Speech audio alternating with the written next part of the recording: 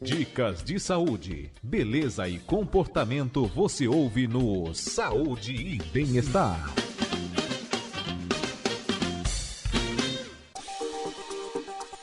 E eu pergunto, como anda o seu intestino? Hein? Se você respondeu que está lento, que anda devagar ou quase parando, você não está sozinho nessa. Sabe por quê? Quase 30% dos brasileiros têm prisão de ventre. Sabia disso?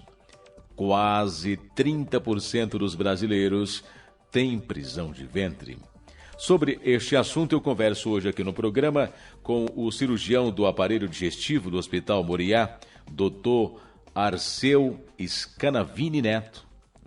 Especialista sobre este assunto e vai conversar com os nossos ouvintes hoje. Doutor Arceu, bom dia. Bom dia, Léo. Bom dia, ouvintes. É um prazer falar com vocês. Explica aqui para os nossos ouvintes, na prática, o que acontece, o que é mesmo prisão de ventre, quando que ela acontece? Léo, é uma pergunta muito boa, porque os pacientes e até mesmo médicos às vezes não entendem precisamente o conceito do que seria doença de prisão de ventre e o que pode ser um evento que é muito corriqueiro e que ocorre, vamos dizer assim, para a maioria das pessoas em algum momento da vida, né? Sim. Então, em termos médicos, preocupa no sentido de pedir exames para investigar esse sintoma aquele paciente que vai menos do que 3 vezes por semana ao banheiro. E, além disso, se queixa de desconforto relacionado a essa frequência de menos do que 3 vezes por semana ao banheiro. Então, essa queixa também tem que durar por 3 meses. Então, 3 vezes por semana, menos que 3 vezes por semana, e uma queixa que se mantém por mais do que 3 meses. Se o paciente se enquadra nessa situação, aí ele vai ser submetido a exames para tentar entender por que isso está acontecendo e propor algum tipo de tratamento. Entendi.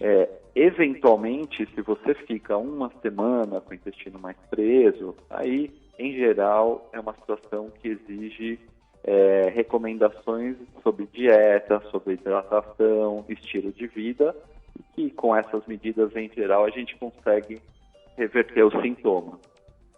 Agora, doutor Arceu, quando ocorre essa prisão de ventre, ela pode ser sintoma de alguma doença, algo que não está legal com a pessoa? Pode. Então, é um paciente que vem notando uma alteração do hábito do intestino de uma maneira mais recente, pode estar apresentando algumas doenças, né? A gente pode enumerar elas.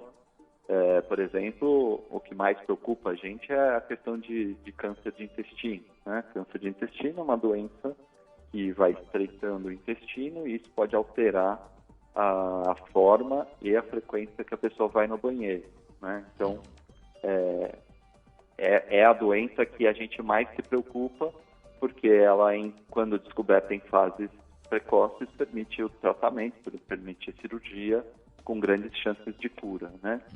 Além da questão do câncer, outras doenças, por exemplo, colites, podem cursar com períodos de prisão de ventre e podem também necessitar de um tratamento específico. Existem doenças que a pessoa tem, por exemplo, em áreas em que isso é muito frequente, por exemplo, o centro-oeste brasileiro, algumas áreas de Minas Gerais também, interior de São Paulo. Existe, por exemplo, a doença de Chagas, que é uma doença também que cursa com prisão de ventre, entre várias outras manifestações da doença, né? Mas aí, se o paciente mora nessas áreas, o médico dirige já uma investigação, já pensando nessa possibilidade, né? Então, acho que, no grosso, essas são as situações, assim, no Brasil mais frequentes e que precisam de exames para diagnosticar e tratar adequadamente, né? Pois é, o senhor falou agora há pouco que se passar dos 3 meses é que a pessoa realmente deve já ficar preocupado. Agora, com relação a alimentos, tem algum tipo de alimento que pode, de repente, prender o intestino da pessoa? Tem outro tipo que pode soltar mais o intestino? Isso dá para regular através só de uma alimentação ou não, doutor? Perfeito. Então, para o intestino funcionar adequadamente, a gente precisa ingerir fibras, né? São as fibras que a gente chama de fibras insolúveis. Então, ela está presente na casca de vegetais, ela está presente nos alimentos integrais, né? Por exemplo, arroz integral. Ela está presente numa farinha de trigo integral que faz os pães, nos grãos. Então, esse tipo de fibra, ele ajuda a formar as fezes de uma maneira que facilita o funcionamento do intestino. Além da ingesta de fibras, a pessoa também, concomitantemente, tem que ingerir líquido, porque se a fibra não entra em contato com um líquido, ela não expande e não tem o efeito desejado. Ou seja, se eu recomendar a pessoa, olha, coma muito arroz integral e ela não aumentar a quantidade de líquido, pode ter um efeito contrário. Então, as fezes se formariam em quantidade adequada, mas numa consistência mais endurecida, e isso traria um efeito paradoxal, né? A pessoa fala, eu estou me alimentando melhor, mas o intestino está funcionando pior, né? Existem alguns tipos de dieta, de exclusão, por exemplo, umas dietas cetogênicas, em que o paciente, por exemplo, não se preocupa com a ingesta de fibra, e daí, de uma hora para outra, ele tira aquela quantidade de fibra que ele ingeria para perder peso, por exemplo, e aí o organismo sente falta. Então, esse tipo de dieta precisa ser geralmente compensado com o uso de algum tipo de fibra. Essas fibras, como eu falei, elas estão presentes na alimentação e elas podem ser encontradas à venda em farmácias, em caso de produtos naturais, e daí funcionaria como uma suplementação, né? Então, se o paciente não está ingerindo a quantidade de fibras adequada, ela pode suplementar com produtos vendidos e sob a recomendação de um médico, de um nutricionista, para tentar regularizar essa ingesta de fibra. O ouvinte que quiser fazer alguma pergunta aqui para o doutor Arceu, por gentileza, mande através do WhatsApp a sua dúvida que ele responde. Por exemplo, o Gilberto, doutor Arceu, ele é da cidade de Osasco e ele quer saber se gases, constantes gases, se são sintomas de alguma doença ou não. Então, os gases, eles podem vir secundariamente a uma prisão de ventre, né? Então, o intestino está funcionando menos e acaba acumulando gases além de fezes, e aí a pessoa sente aquela distensão. E os gases também podem ser consequência da digestão dos alimentos. Então, alguns alimentos podem produzir mais gases do que outros. Então, existe aí uma recomendação, aí é interessante que faça-se uma avaliação do que o paciente usa para temperar os alimentos, do tipo, se consome doces, se usa adoçantes. Alguns adoçantes aumentam muito a produção de gases. Então, assim, não é um questionário completo que é feito, né, quando o paciente tem essa queixa, e ali você acaba identificando fatores que pioram muito a questão de formação de gases, né?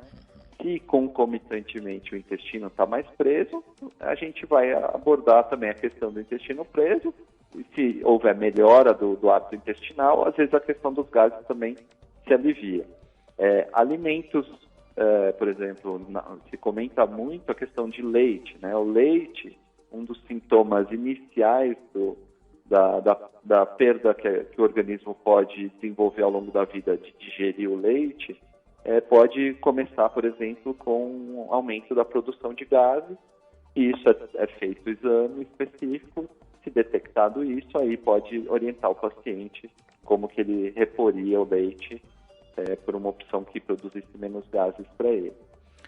Pela sua experiência, doutor Arceu, em muitos casos, esse problema é resolvido só com uma mudança de hábito alimentar, mudando o tipo de alimentação da pessoa?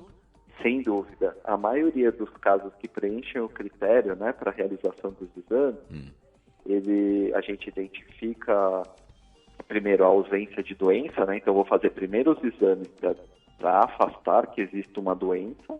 Uma vez afastada a doença, a gente vai fazer toda essa orientação que a gente comentou e com a readequação de dieta, ingesta de líquidos, atividade física, a gente estava esquecendo de comentar, atividade física é excelente, né? É um estímulo fundamental para o funcionamento intestinal. Então, todos esses detalhes são trabalhados, em geral com uma resposta satisfatória.